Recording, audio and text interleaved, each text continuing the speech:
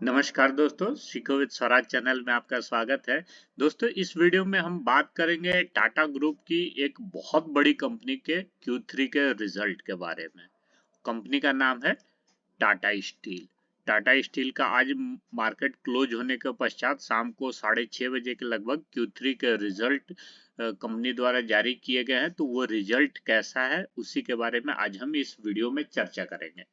Video में आगे बढ़ने से पहले आपसे अनुरोध है कि यदि आपने हमारे इस चैनल को अभी तक सब्सक्राइब नहीं किया तो सबसे पहले सब्सक्राइब कर ले और बेल आइकन का बटन हिट कर ले, ताकि जब भी हम ऐसे इंफॉर्मेटिव वीडियो लेके आते हैं तो उसके नोटिफिकेशन सबसे पहले आप तक पहुंच जाए। तो चलिए दोस्तों, वीडियो को स्टार्ट करते हैं। और वीडियो में आगे बढ़ने से पहले दोस्तों, सबसे पहले हम बात कर लेते हैं कि कल हमने एक ये वीडियो लेट नाइट पोस्ट किया था कि आखिर वो खबर आ गई जिसका सभी को इंतजार था।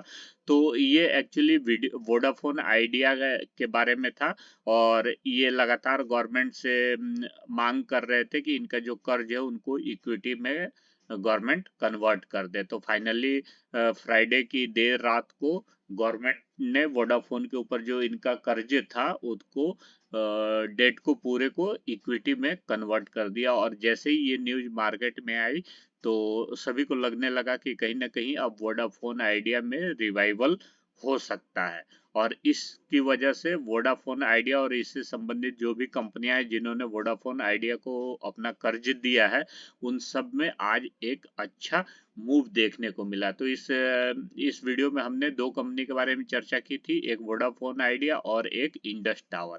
और इन दोनों का आज मार्केट खुलने के पश्चात ही देखिए एक गजब की तेजी देखने को मिली है। और वोडाफोन आइडिया की हम बात करें तो देखिए आज 20.5% चढ़कर बंद हुआ है। मार्केट के दौरान ये एक समय ऐसा था जब ये 25% ऊपर थी। तो 20.5% का एक दिन में तेजी, ये किसी भी तरह से हम खराब नहीं कहेंगे, बहुत अच्छा इसमें गजब की तेजी देखने को मिली। इसके साथ ही दूसरी कंपनी है इंडस टावर के बारे में बात की थी, तो देखिए इंडस टावर भी 13.5% आज चढ़कर बंद हुआ है। तो ऐसे जो गवर्नमेंट की तरफ से न्यूज आते हैं इन पे बारीकी से नजर रखने की आवश्यकता है। यदि आप इन चीजों को बारीकी से नजर बना के रखते हैं तो आप शॉर्ट समय में ऐसी कंपनियों से अच्छा पैसा कमा सकते हैं। तो चलिए दोस्तों, वीडियो में आगे बढ़ते हैं और बात करते हैं आज की कंपनी टाटा स्टील के बारे में। टाटा स्टील का आज शाम को 6:30 बजे कंपनी ने अपना रिजल्ट डिक्लेयर किया है। और उस रिजल्ट में क्या है, पूरा पैरामीटर क्या है, कंपनी का प्रॉफिट कितना हुआ, लॉस क्या हुआ, ये सारा जानने के लिए हम सबसे पहले इनके Q3 के रिजल्ट को डाउनलोड कर लेते हैं। तो इसके लिए हमें सबसे पहले बीएसई की वेबसाइट पे हम आ जाते हैं। ये देखिए, ये बीएसई की वेबसाइट है और बीएसई की वेबसाइट में हम नीचे यहाँ टाटा स्टील सर्च करके नीचे स्क्रॉल डाउन करके आते हैं। तो ये देखिए आज के कारपोरेट एक्शन जो भी हुए वो यहाँ हमें देखने को मिल जाता है। और ये देखिए यहाँ पे रिजल्ट है कंपनी का, और ये रिजल्ट को हम डाउनलोड कर लेते हैं। ये देखिए, ये शाम को 6:29 पे बीएससी की वेबसाइट पे कंपनी द्वारा अपना रिजल्ट जारी किया गया है। तो सबसे पहले हम इस रिजल्ट को डाउनलोड कर लेते हैं। तो ये हमने डाउनलोड कर लिया और ये हमारे पास डाउनलोड हो चुका है। और ये रिजल्ट में क्या रहा है इसको हम देख लेते हैं। सबसे पहले हम पैरामीटर्स को देखने के लिए हम स्क्रॉल डाउन करके नीचे की तरफ आते हैं।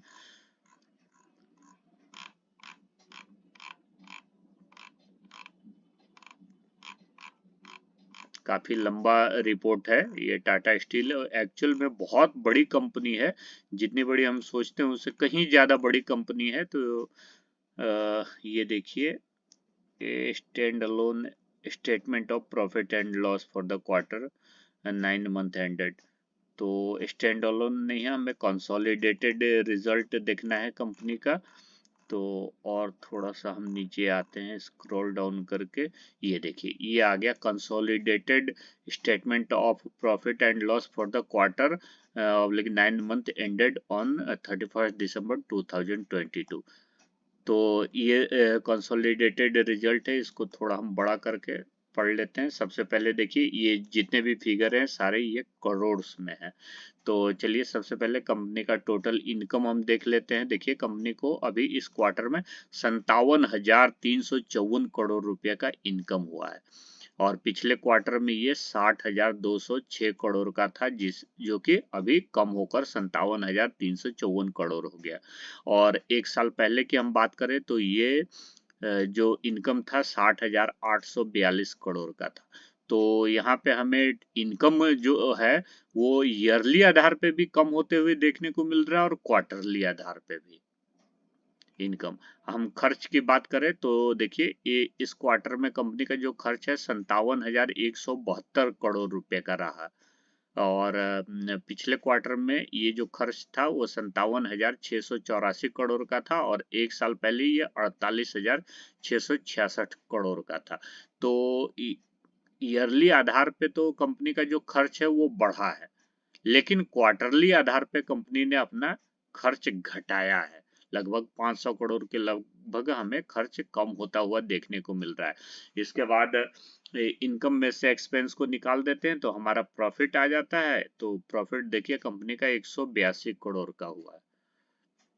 केवल 182 करोड़ का प्रॉफिट हमें देखने को मिल रहा है, जो कि पिछले क्वार्टर में 2,522 करोड़ का प्रॉफिट कंपनी को हुआ था और एक साल पहले की हम बात करें तो 12,176 करोड़ का कंपनी को प्रॉफिट हुआ था। तो 12,176 करोड़ से घटकर सीधा 182 करोड़ पे आ गया प्रॉफिट। और क्वार्टरली आधार पे भी बात करें तो 2,500 करोड़ से घट के सिर्फ 182 करोड़। तो बहुत ह्यूज डाउन हुआ है कंपनी का प्रॉफिट। तो और इसमें कुछ एडजस्टमेंट और एक्सेप्शनल आइटम का सारा मिलाने के पश्चात हम नेट प्रॉफिट में से डायरेक्ट आ जाते हैं कंपनी का। तो देखिए कंपनी को जो प्रॉफिट हुआ है वो 402 करोड़ रुपए का हमें देखने को मिल रहा है और जो पिछले क्वार्टर में था वो 2,605 करोड़ का हुआ था और एक साल पहले 12,165 करोड़ रुपए का कंपनी को प्रॉफिट हुआ था। तो ये हम देख रहे हैं कि ईयरली आधार पे भी डाउन है और क्वार्टरली आधार पे भी डाउन हो रहा है। इसके पश्चात अभी गवर्नमेंट को हमें टैक्स भी देना है। अब बिजनेस कर रहे हैं तो टैक्स तो देना पड़ेगा और टैक्स देने के पश्चात जो कंपनी का नेट प्रॉफिट आता है वो देखिए ये 2,501 करोड़ रुपए का लॉस है। लगभग 2,502 करोड़ रुपए ही कहेंगे। देखिए ब्रैकेट में जो है ये लॉस होता है जब कंपनी को, तो ये ब्रैकेट में दिखाते हैं।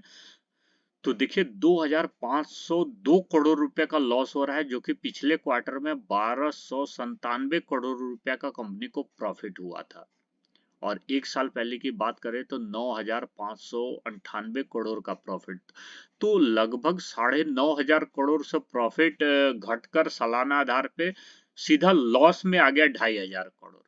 और क्वार्टरली आधार पे भी बोले तो 1250 ये लगभग 1,300 करोड़ प्रॉफिट से घट के 2,500 करोड़ का लॉस में कंपनी चली गई। तो ये बहुत ह्यूज डाउन हमें देखने को मिल रहा है और देखिए इस चीज का असर हमें कंपनी के ईपीएस पे भी देखने को मिलेगा।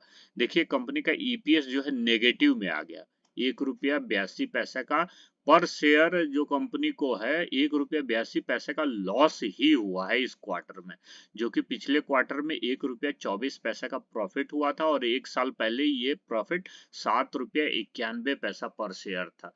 तो देख सकते हैं यहाँ तो प्रॉफिट की धज्जी उड़ गई कंपनी की और बहुत बुरी तरह से कंपनी को इस क्वार्टर में लॉस हुआ है। तो इस चीज का असर हमें अब कल जो कंपनी का मार्केट खुलेगा, जब कल तो मार्केट खुलेगा तो कहीं ना कहीं हमें इनके शेयर प्राइस में ह्यूज डाउनफॉल देखने को मिलेगा, क्योंकि जो कंपनी इतनी तगड़ा प्रॉफिट दे रही थी वो एकदम से लॉस में चली गई। तो कहीं ना कहीं हमें इस शेयर के प्राइस में अभी निकट भविष्य में बहुत तेजी से डाउनफॉल देखने को मिलेगा। तो अगर आप इस कंपनी में इन्वेस्टेड हैं तो मेरा सलाह है कि आप कुछ दिनों के लिए अगर प्रॉफिट में है तो प्रॉफिट बुक करके निकल जाइए और जब ये आपको नीचे के प्राइस में मिलेगा तो आप वहां से दोबारा एंटर करने के बारे में सोच सकते हैं। यहाँ से कंपनी हो सकता है कि कल ऑपरेटर इस